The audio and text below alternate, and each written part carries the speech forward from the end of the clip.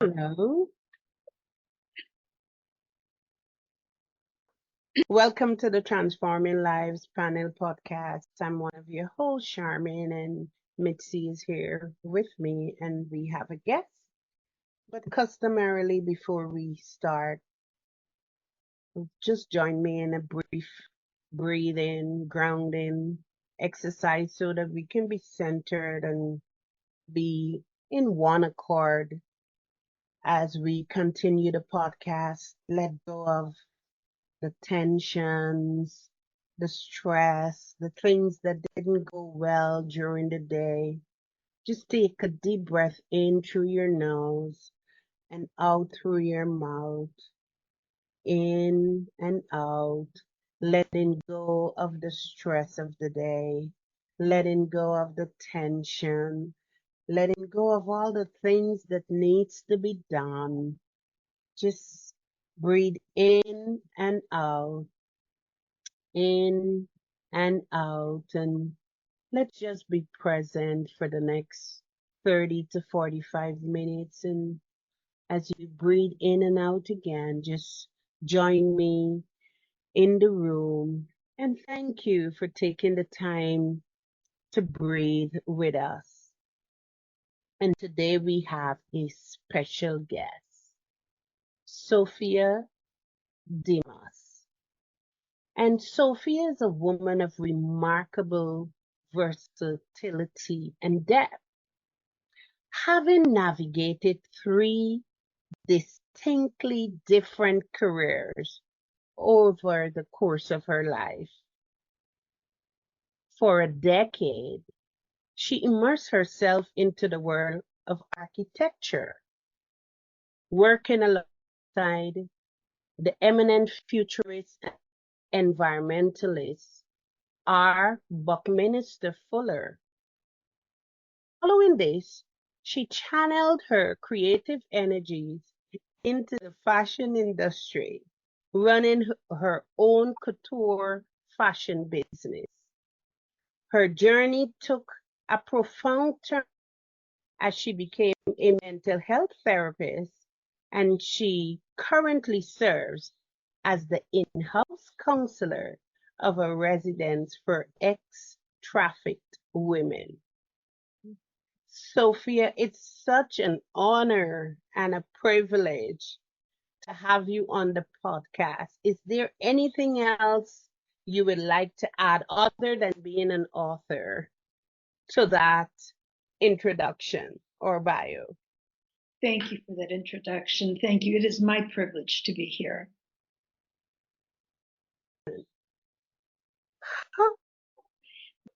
So yeah, and I'll tell you what's really exciting is that, okay, so I didn't know how to write a book. And I'll tell you, I did have help from my spirit guides and people here on earth. It's amazing. And I've tried to put those in the first book. So there were so many things that I went back and I plucked out all the things that had to do with death. And so those events include after death communication.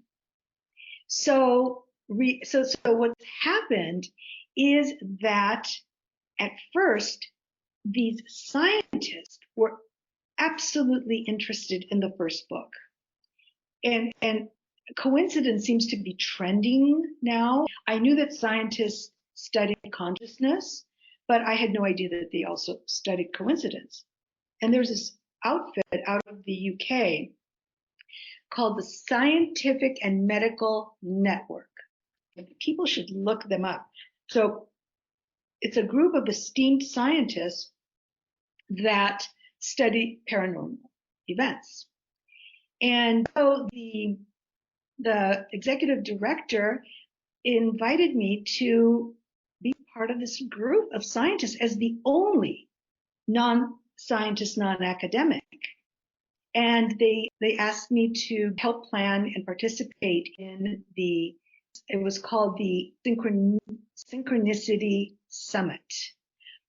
So I I could say whatever I want, because I'm not a PhD, but anyway, it was just really interesting, and it was so well received that they actually are publishing.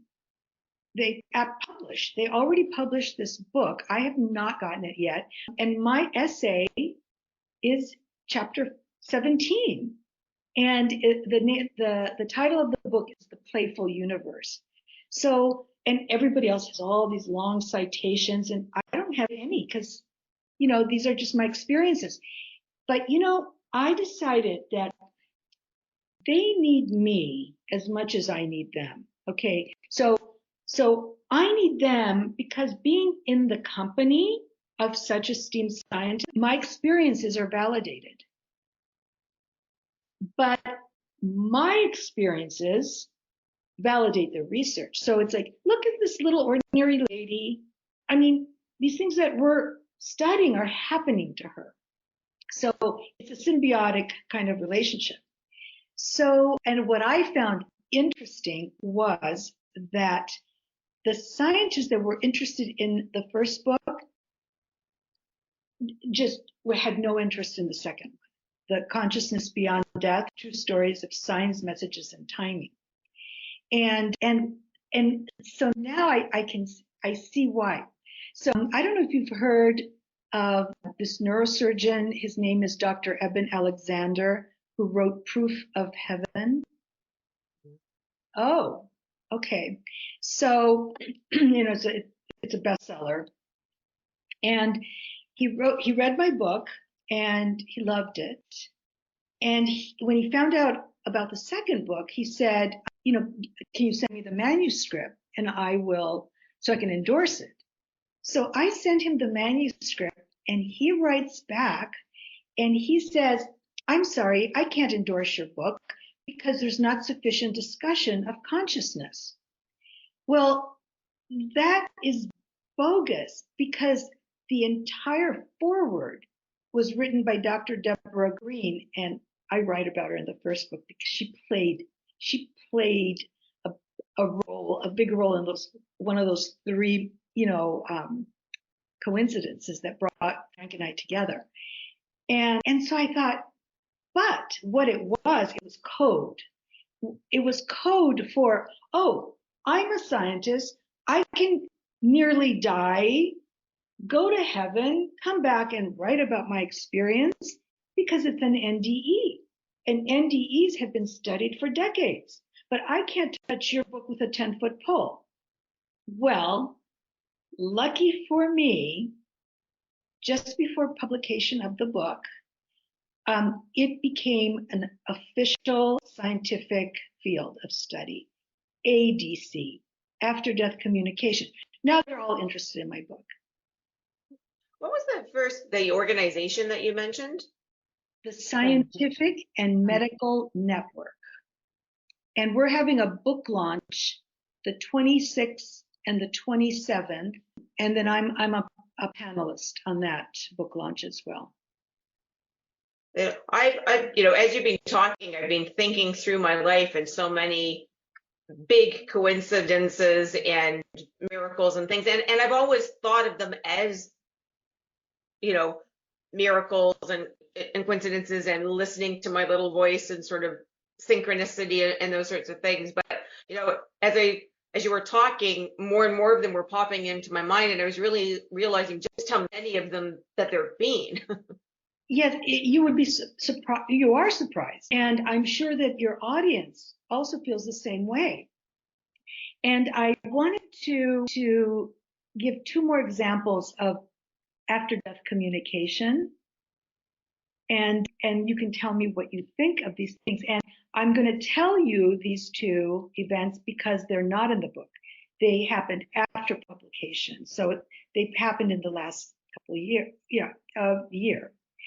So the first one that I'm going to tell you, which I'm going to also talk about at the book launch, I was at the eye surgeon's and I told her about my book. And she said, well, I have a story for you. And you would be surprised how many of these pop up, And this story is unsolicited, spontaneous intervention. Okay. And I'll tell you what's really amazing.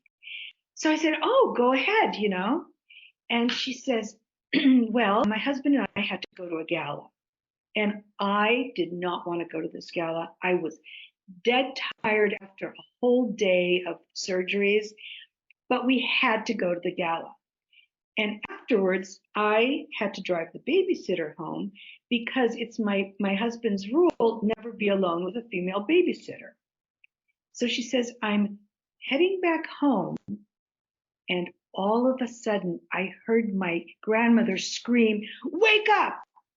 And she goes, I came to, and I'm heading into a brick wall. And she was able to break and save her life.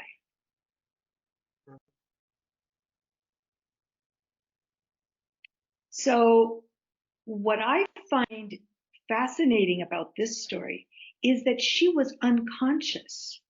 She was asleep at the wheel.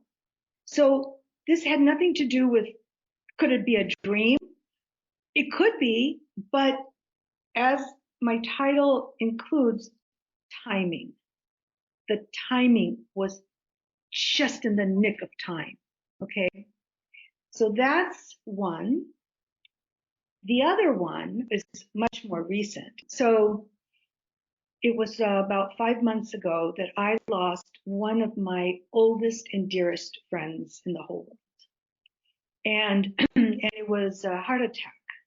And I was so fortunate that we had this wonderful FaceTime visit 2 days before. And she told me that she loved me and that I'm her sister. And this woman was just this global person. She was East Indian, but raised in South Africa. Her brothers were in Australia, so she would visit often. Her undergraduate degree was University of Edinburgh, PhD here at the University of Pennsylvania. And I mean, she was just this adventurous spirit. And that's how I'm dealing with it, is like, well, she just went on another adventure, and I get to meet up with her when it's my time. So about a month ago, I'm walking down the street thinking of her. And just like she was here, and then I thought to myself, I went, Pushpa, I said, look, if anybody's going to give me a sign, it's you. I said, maybe it's too soon, but when you're ready, you're giving me a sign. The very next morning, I get a Facebook friend request from her. Okay, now it's happened like a few times where I get a friend request from somebody who's already a friend, like somebody's hacking or something. Yeah. But the very next morning, from over 500 friends, I get a friend request from Pushpa. So that is the magic, is the timing. So there's no doubt. And I am so convinced is that when we die, we simply shed our bodies. And we are as conscious as we are here right now.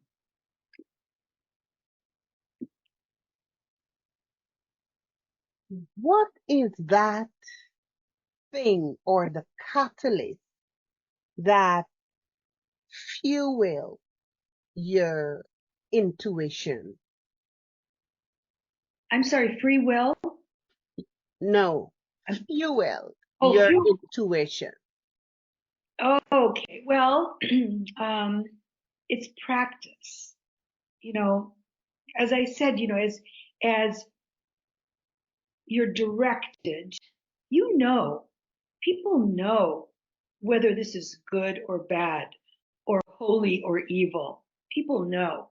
And when you act, and then you get what you need,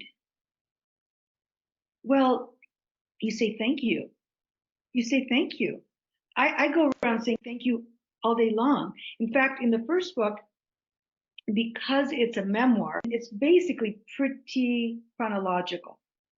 But there are two chapters that one is titled Please, which is about prayer, and the other is Thank You, which is about gratitude. And I want people to know that these books, the motivation is absolutely not in trying to convince someone of my belief system. It's just that, well, this is what's worked for me, period. Go make up your own prayers, you know? I mean, and so the miracles in those chapters are more thematic. But there's just no doubt. And it's very hopeful, because you know what that means? That when it's our turn to make the transition, we get to communicate with our loved ones that we've left behind too. Thank you for that. Did I hear confidence, confidence in your intuition, or in your that ability to know that this is something that I need to act on? Yeah. So confidence, action, and then gratitude. Yes, like the first, my miracle when I was 19 that ended up solving my problems. I woke up in the middle of the night terrified of my imminent death. And I don't know what kicked my gut to get up at 1:30 in the morning and go to this man's house and have him decipher the dream. That basically changed everything. So yeah, maybe there are people who might be a little more fearful, but I would experiment, like, okay, should I or shouldn't I? And then if the answer is yes, well, you go do it. I don't think that everything I've wanted has come to pass. I mean, it's not like, I just ask, but it's always, so one thing I'll one little add-on prayer that everybody can use, like when they ask for something, because our will is not always working well for us, So you ask for what you want, and then you say, or what is best for me? Or what is best, okay? Because I will tell you, I have a strong will. I did not want to get married. I did not want children. And I absolutely found the idea of writing a book exceptionally unsavory, okay? And yet, so I was successful being single until the age of 45. And then my will was to leave my husband. And then the universe said no, and put these amazing coincidences that defied my will.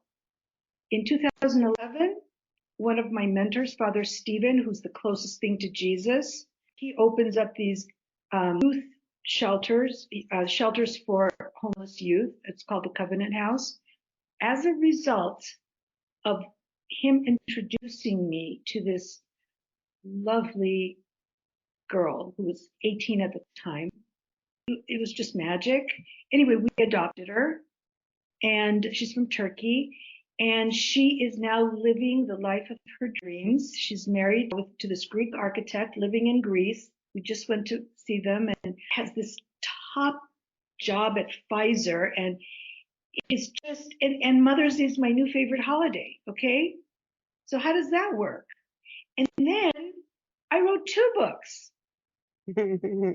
So it's sometimes we have to get out of our own way and be ready to take the opportunities that present themselves and be open to it. Exactly. That's exactly right. Because I can honestly say that I am sublimely happy. And I don't think I would have reigned in this glowing happiness had those things not occurred. The marriage and the getting back together, that's very prominent. My daughter and my books. And then, you don't worry about them. I'm not worried about whether these books are going to sell or not. I mean, the podcasts really do translate in some sales, but it's the energy. Why should I worry about something that I don't even know how it happened? So I just feel very, very fortunate, and I I just want people to know that these things are accessible to everyone. And now the scientists are catching up to us.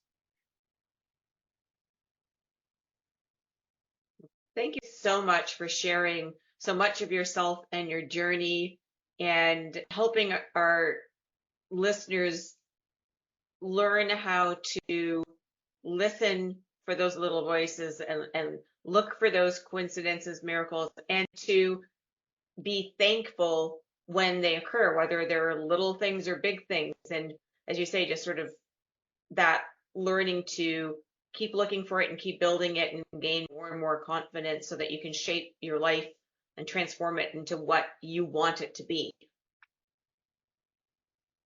Well said. Indeed. Thank you so much, Sophie. And where can we join your book launch? Is it virtual? Is it in person? Yes, it's virtual, and I would go on to, I don't know what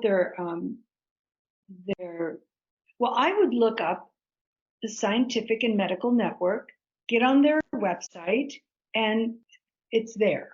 It's there when the schedule and everything. And also people can go on my website, which is my name, sophiadimas.com. And if you make it to the website, I strongly suggest that people go on my influencers page. And it's 8 people that I have had personal contact with that I consider to be mentors. And Father Stephen is there. But if you're only going to read one blurb, you have to read Abbess Ameliani's blurb. Okay, and you can't miss her. She's the nun. And it's a first, and for people who are interested in mysticism, it's a first-hand account of bilocation. Just remarkable. Oh. And that's by Abbess Ameliani. I mean, she has the habit on. There she is. Okay. Thank you so much. Thank you. This was wonderful. It was. Thank you for sharing your knowledge, your experience. I'm going to get your book. I really want to read the first one. I think the second one is not out yet. Oh, no, it is. It is? Okay. It was out September of 23. Okay. A year ago, exactly. Okay. So, but I really want to read the divine instructions of coincidence. So, would you like to leave anything else with us and our listeners before you go?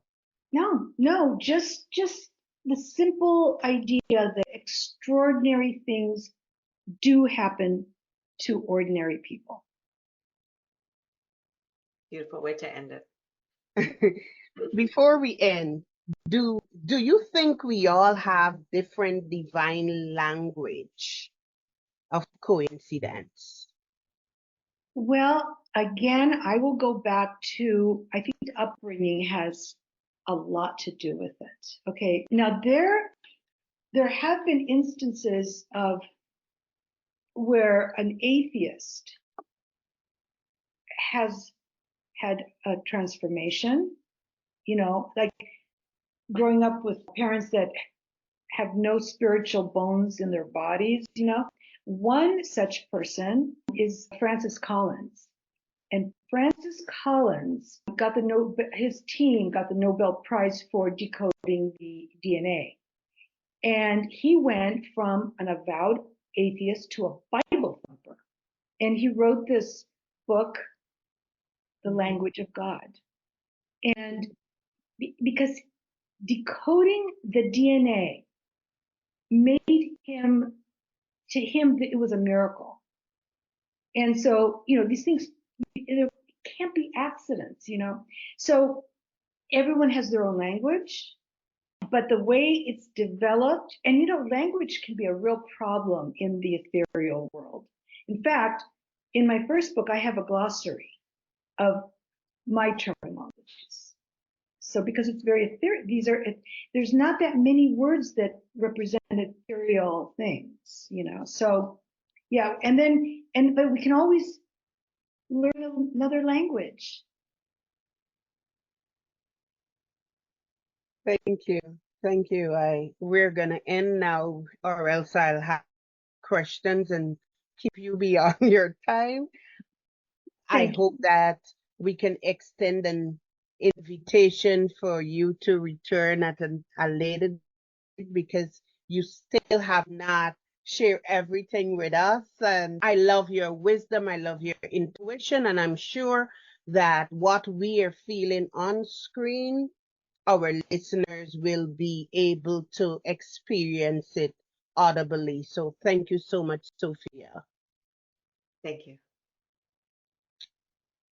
Thank you so much for joining us today on Transforming Lives Panel Podcast. We hope that you received some nuggets of wisdom and seeds to plant along your journey of transformation. If you enjoyed what you heard today, we encourage you to let us know and to share us with those that matter in your life. If you would like to connect with anyone from the panel or our guest speaker, you can find all of the ways to connect in our show notes. We have so much gratitude for you, and we are so thankful to be a part of your day. Until next time, take great care.